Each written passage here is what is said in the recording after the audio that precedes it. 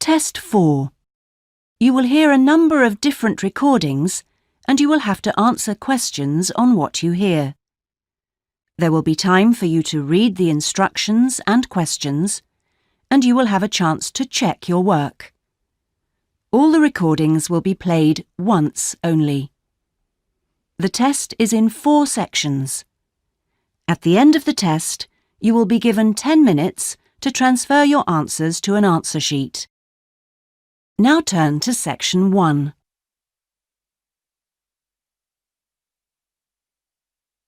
Section 1. You will hear a student talking to a housing officer about living with a homestay family. First, you have some time to look at questions 1 to 6.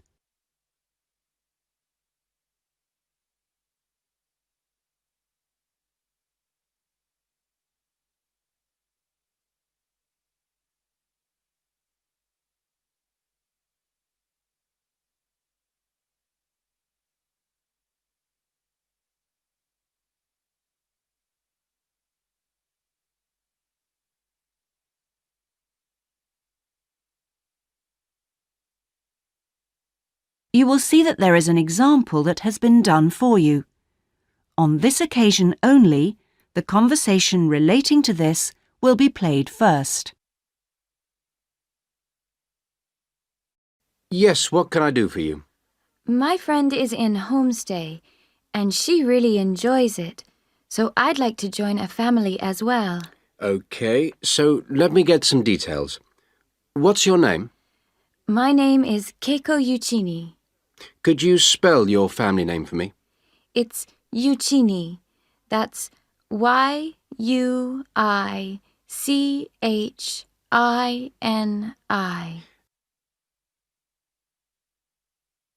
The student's surname is Uichini, so Uichini has been written on the form. Now we shall begin. You should answer the questions as you listen because you will not hear the recording a second time. Listen carefully and answer questions 1 to 6.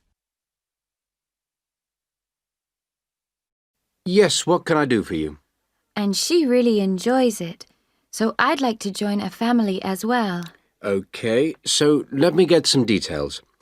What's your name? My name is Keiko Yuchini. Could you spell your family name for me? It's Yuchini. That's Y-U-I-C-H-I-N-I.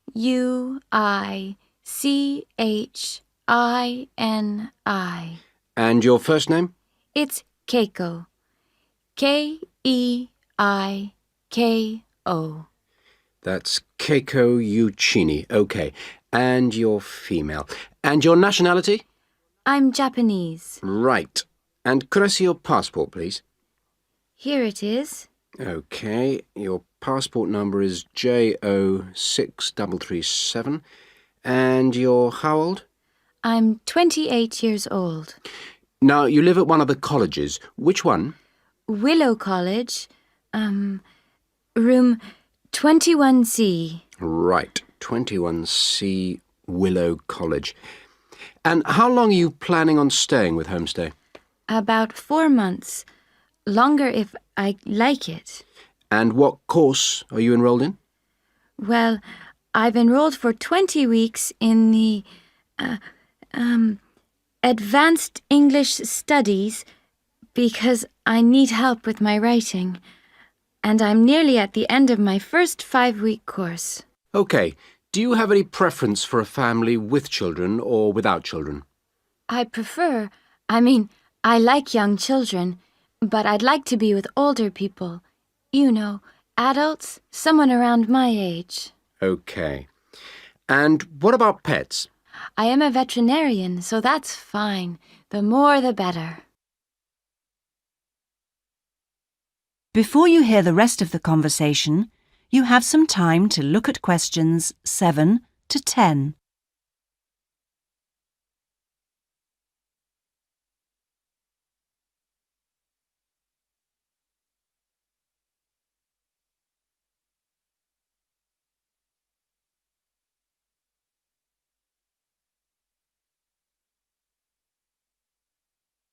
Now listen and answer questions 7 to 10. All right. Now, what about you?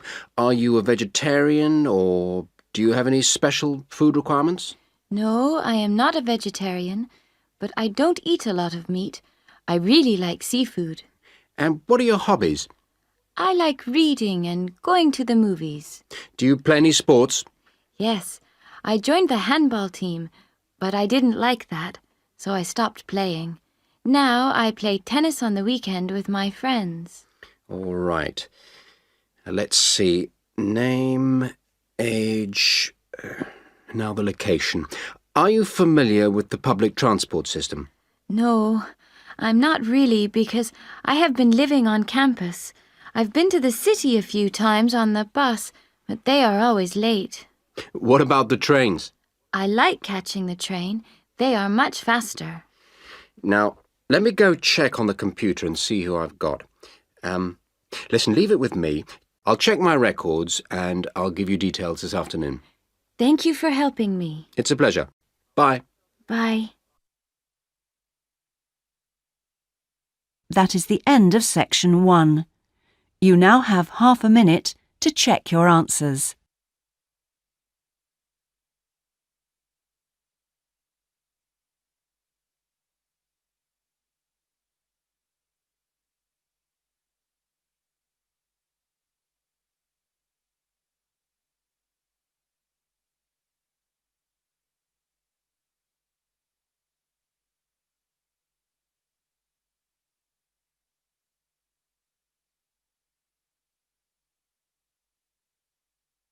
Now turn to section 2.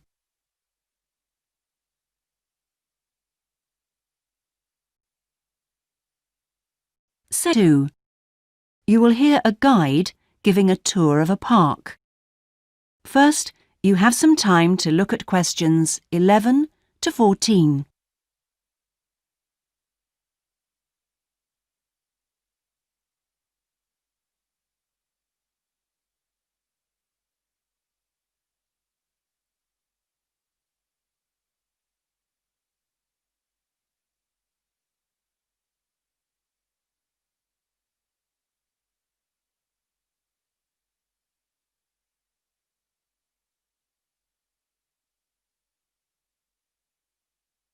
Now listen carefully and answer questions 11 to 14. Welcome to all of you. Can everybody see and hear me? Good. I'm Sally, your guide for this tour of the Bicentennial Park. I hope that you're all wearing your most comfortable shoes and that you can keep up the pace. So, let's get underway on our tour around this wonderful park. I'll start today with some background information. There used to be a lot of factories in this area until the 1960s. Creating the park required the demolition of lots of derelict buildings on the site, so most of the exciting park space all around you was originally warehouses and storehouses. The idea of building a public park here was first discussed when a property developer proposed a high-rise housing development, but the local community wasn't happy. If the land was to be cleaned up, they wanted to use the site for recreation. Residents wanted open space for outdoor activities rather than housing or even an indoor sports complex.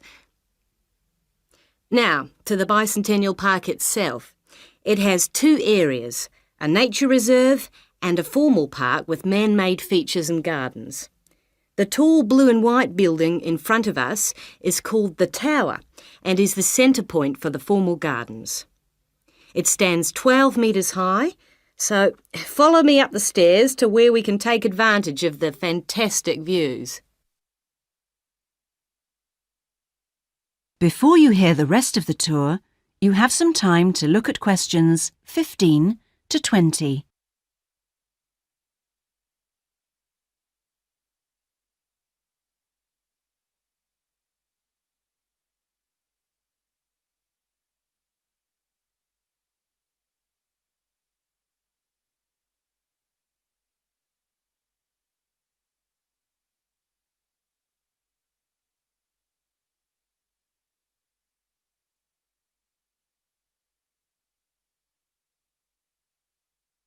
Now listen and answer questions 15 to 20. Well, here we are at the top of the tower, and we're going to look at the view from each direction. Out to the east, the large buildings about 1 kilometre away are on the Olympic site. There's an indoor arena for gymnastics, a stadium for track and field, and a swimming pool for races and synchronised swimming, and also diving. If you look carefully down there, you can see the train lines. The Olympic site has its own station to encourage the use of public transport. There is also a car park, but it only holds a limited number of cars. The formal park has some specially created water features. If you look out here to the south, you can see a circular ornamental pond. And around to the west, you can relax and sit on a bench to smell the flowers in the rose garden. And finally, up to the north, if you look in front of you now, there's a lake with a small island in the centre. You can hire rowing boats at the boat shed, which you can't see from here. But if you look through the trees, you can see the cafe, which has lovely views across the water. OK, let's climb down now. We will go now and have a look at the nature reserve section of the park, which has opened up natural wetland to the public. The mangroves have been made more accessible to visitors by the boardwalk built during the park's upgrade. You'd think that people would come here to look at the unusual plant life of the area, but in fact it's more often used for cycling and is very popular with the local clubs. This is the far end of the park, and over there you can see the frog pond, a natural feature here long before the park was designed. Just next to it we have our outdoor classroom, a favourite spot for school parties. The area is now most often used by primary schools for biology lessons. And finally, let's pass by the Waterbird Refuge. This area is in a sheltered part of the estuary. That's why the park's viewing shelter is a favourite spot for bird watchers who can use it to spy through binoculars. You can watch a variety of waterbirds, but most visitors expect to see black swans when they come to the shelter. You might spot one yourself right now. Well, here we are back at our starting point, the Visitors Centre. That is the end of section 2. You now have half a minute to check your answers.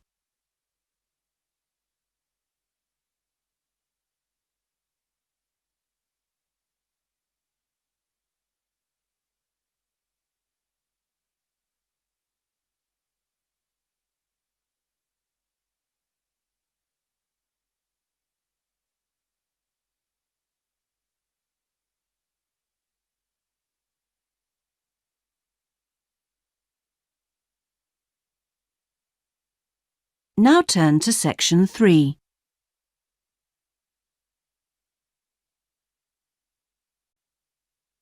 Section 3.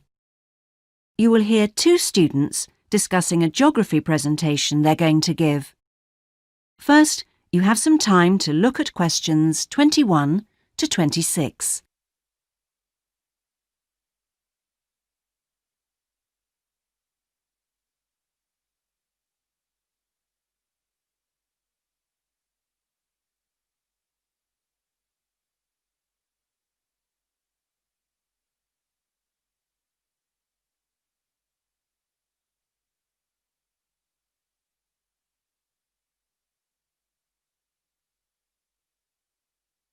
Now listen carefully and answer questions 21 to 26.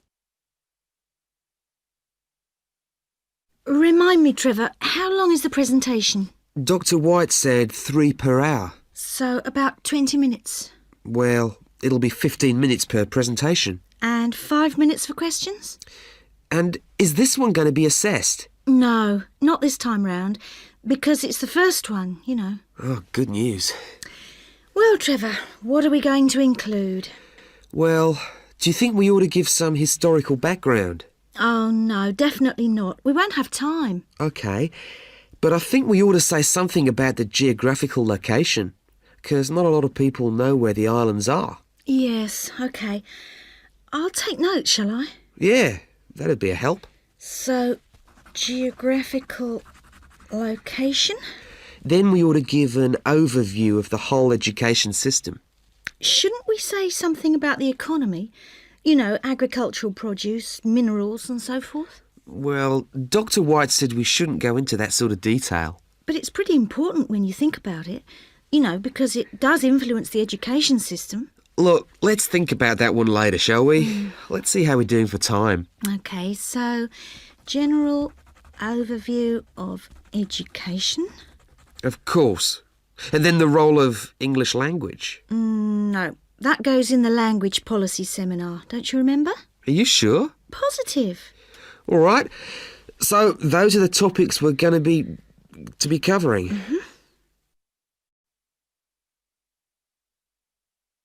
Before you hear the rest of the discussion, you have some time to look at questions 27 to 30.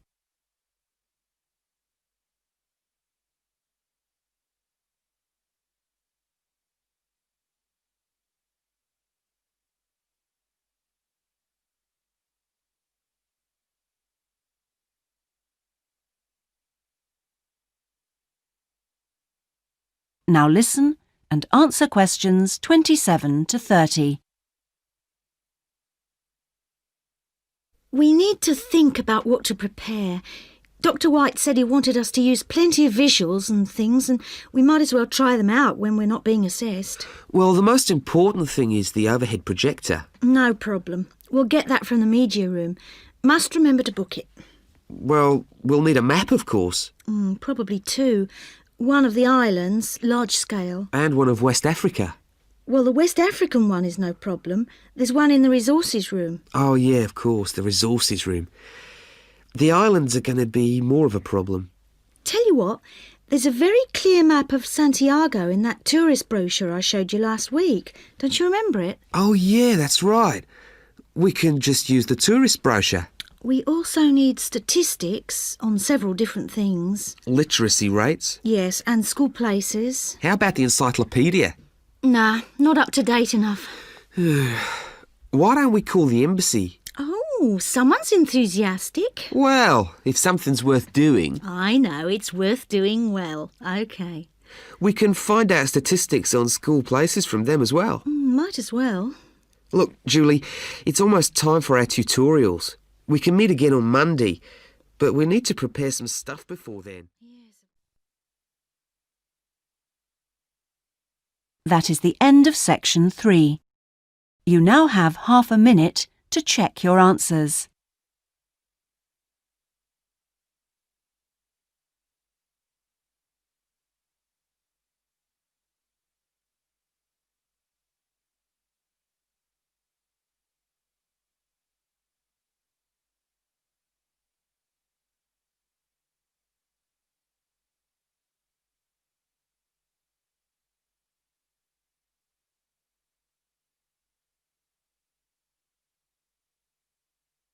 Now turn to section 4.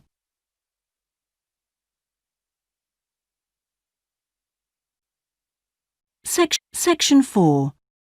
You will hear part of a lecture about a chemical substance called monosodium glutamate. First, you have some time to look at questions 31 to 40.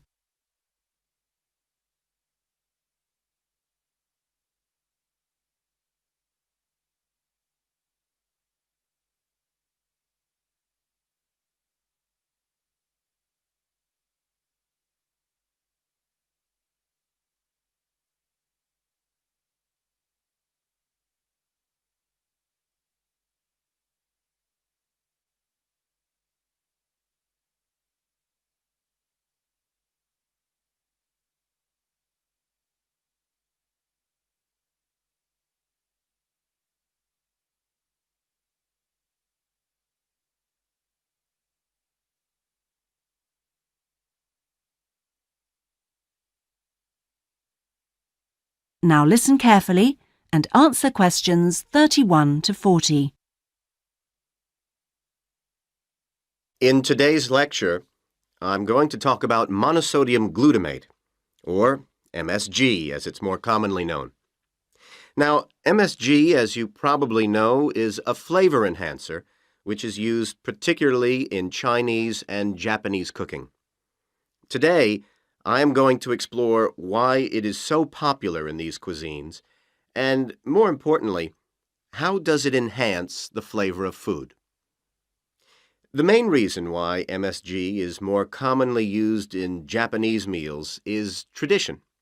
For many thousands of years, the Japanese have incorporated a type of seaweed known as kombu in their cooking, as they discovered it had the ability to make food taste better. But it wasn't until 1908 that the ingredient in kombu, which was responsible for the improvement in flavor, was actually discovered to be glutamate by scientists working there. From 1908 until 1956, glutamate was produced commercially in Japan by a very slow and expensive means of extraction. It was in 1956 that the speed of the process was improved and industrial production increased dramatically and still continues to increase to this day. In fact, hundreds of thousands of tons of MSG are produced all over the world today.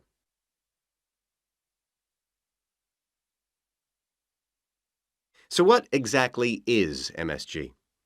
Well, monosodium glutamate contains 78.2% glutamate, 12.2% sodium, and 9.6% water. Glutamate is an amino acid that can be found naturally in all protein-containing foods. So this includes foods such as meat and cheese. It is widely known that Chinese and Japanese food contains MSG, but many people don't seem to be aware that it is also used in foods in other parts of the world. For example, it is found in commercially made Italian pizzas, in American fast food, and in Britain, MSG is used in things like potato crisps. So, how exactly does MSG work? Well, in the Western world, we commonly talk of 4 tastes, and I'm sure you're all familiar with the concepts of sweet, sour, bitter, and salt. Well, in 1908, Kikunae Ikeda identified a 5th taste, and it is thought that MSG intensifies this naturally occurring taste in some food. It does make perfect evolutionary sense that we should have the ability to detect or taste glutamate because it is the amino acid which is most common in natural foods. John Prescott, an associate professor at the University of Chicago, suggests that this 5th taste serves a purpose just as the other tastes do. He suggests that it signals to us the presence of protein in food, in the same way that sweetness indicates that a food contains energy-giving carbohydrates. Bitterness, he says, alerts us to toxins in the food, while sourness warns us of spoilage, and saltiness signals the presence of minerals. So, what else do we know about this 5th taste? That is the end of section 4. You now have half a minute to check your answers.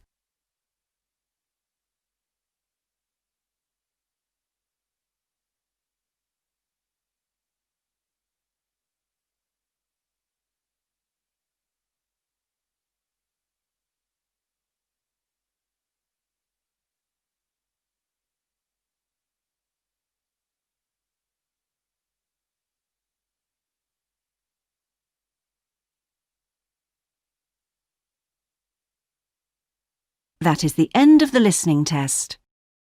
In the IELTS test, you would now have 10 minutes to transfer your answers to the listening answer sheet.